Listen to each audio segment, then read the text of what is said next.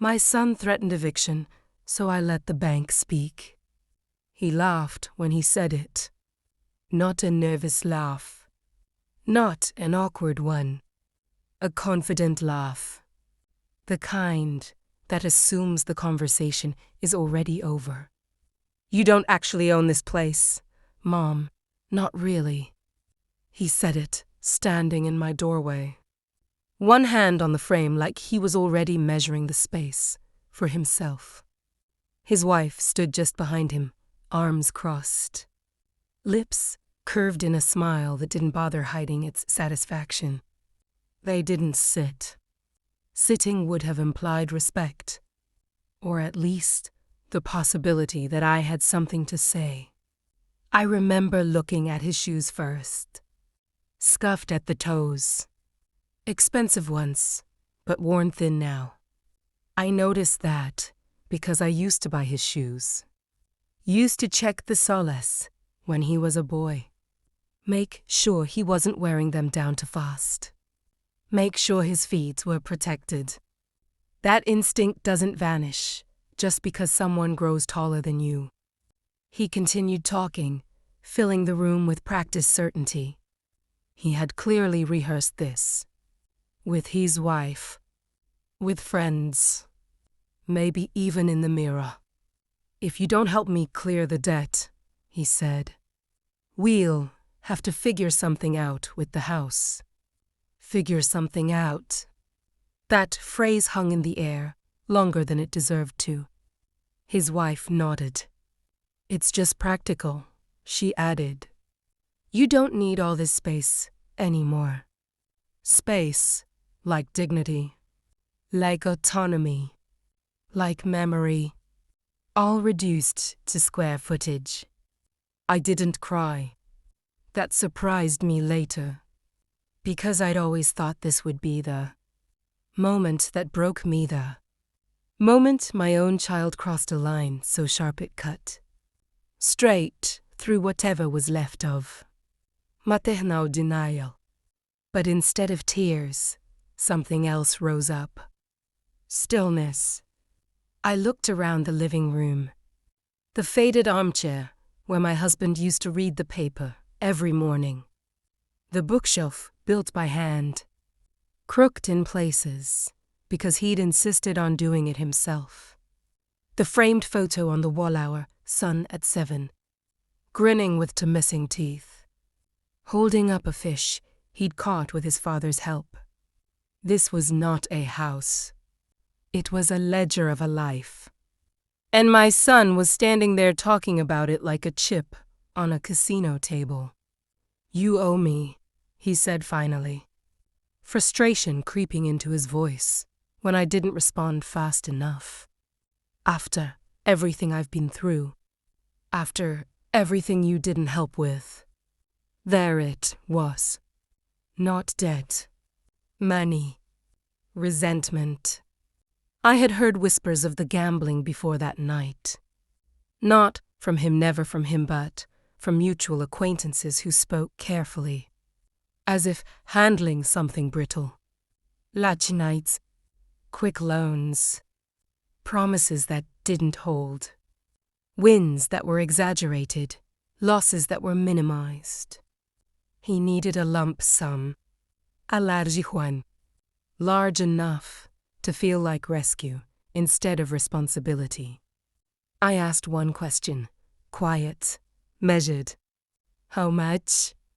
He named the number like he'd practiced it enough times that it no longer scared him. It scared, but not in the way he expected. I'm not paying that, I said. His wife scoffed. See? This is what I told you. She never supports you. Support, another word twisted beyond recognition. I didn't raise my voice. I didn't defend myself. I simply said this house is not collateral. That's when he laughed. That was the laugh I would remember years later. Not because it hurt, but because it revealed something final. You don't actually own this place, Mom. Not really. He believed that. He had convinced himself that time entitled him. That proximity equaled ownership. That being my son made him heir, in the present tense. I said nothing else. They left shortly after, frustrated by my lack of reaction. He paused at the door, turned back, and said, "Think about it. You don't want things to get messy." Messy. Threats always were clean words. That night, I didn't sleep. Not because I was afraid, but because I was remembering. I remembered my husband sitting at the kitchen table years earlier. Papers spread out between us. Glasses sliding down his nose as he explained something I hadn't wanted to hear at the time. "I don't want him to lose everything if we're gone," I had said. "And I don't want you to lose everything while you're still here." My husband replied. He had always been practical in a way that felt almost pessimistic. He believed in preparation, not optimism. In documents, not promises. In protection that didn't depend on good intentions. We had set things up quietly, carefully. Trust, clauses, language that looked boring enough. No one would read it closely. Especially not a son who assumed inheritance was a given. That night, after my son left, I called my late husband's old accountant. He answered on the third ring, his voice older now, but unmistakable. "I was wondering when you'd call," he said. I didn't explain much. I didn't have to. I told him what had been said, what had been threatened. There was a pause on the line, then a quiet exhale. "He doesn't understand the clause, does he?" the accountant asked. "No," I said. "He doesn't." The clause had been simple, ruthless in its clarity. Any attempt by a beneficiary to leverage, threaten, or encumber the property for unrelated personal debt would immediately void their beneficiary status. No warnings, no second chances. Míos. My husband had insisted on it. "Love doesn't prevent entitlement," he'd said once. "But structure can." I sat at the kitchen table long after the call ended, staring at the grain in the wood, tracing patterns my fingers had followed for decades. I wasn't angry. I was resolved. My son didn't wait long. 2 days later, I received a call from the bank. They were polite, neutral, professional. They asked if I had authorized an inquiry related to the property. Sighed. They asked if I was aware of any attempt to use the house as leverage. I sighed yes. That was all it took. Paper trails don't care about family narratives. My son had walked into a branch, confident, charming, armed with assumptions instead of authority. He had spoken like someone used to being believed. The bank didn't laugh. They didn't argue either. They simply checked the documentation, the trust, the clause. By the time he realized what he triggered, it was already done. His name was removed. Not temporarily. Not pending review. Removed. His beneficiary status dissolved the moment he tried to use what wasn't his. He showed up at my door that evening furious. Not confused. Not apologetic. Furious. He banged instead of knocked. Hard enough that the glass rattled. I opened the door and stood there calmly, the chain still on. "What did you do?" he demanded. "I didn't do anything," I said. "You went behind my back." His voice cracked, not with pain but with disbelief. The bank says I'm not listed anymore. They say I have no standing. His wife stood behind him, pale now, her earlier confidence nowhere to be found. I looked at my son, the man, who had once needed me to tie his shoes, and saw something collapse in real time. I warned you, I said quietly. This house is not collateral.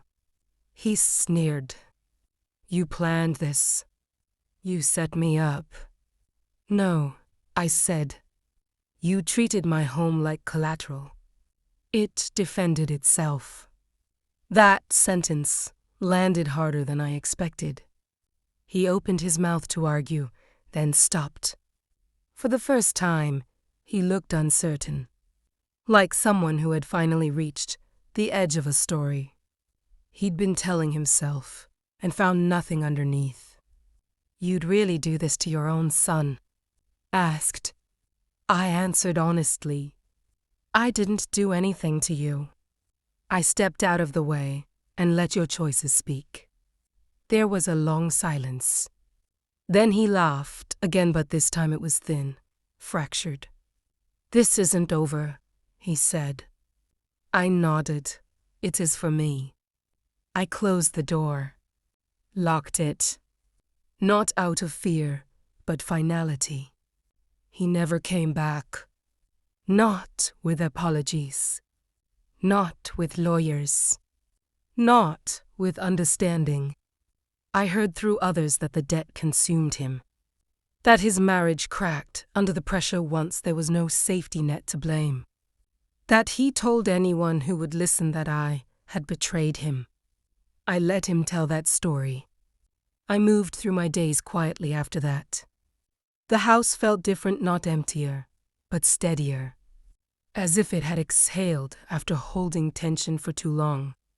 Sometimes I sat in the armchair and imagined my husband there, newspaper folded, watching me over the rim of his glasses. You okay? He'd ask. Yes, I would answer. I finally am. People talk about revenge like it has to be. Loud, public, satisfying in a cinematic way. But this wasn't revenge. This was boundary enforced by ink and foresight. This was a home that knew who it belonged to. This was a mother who finally stopped confusing endurance with love. I didn't win by taking something from my son. I won by refusing to be used.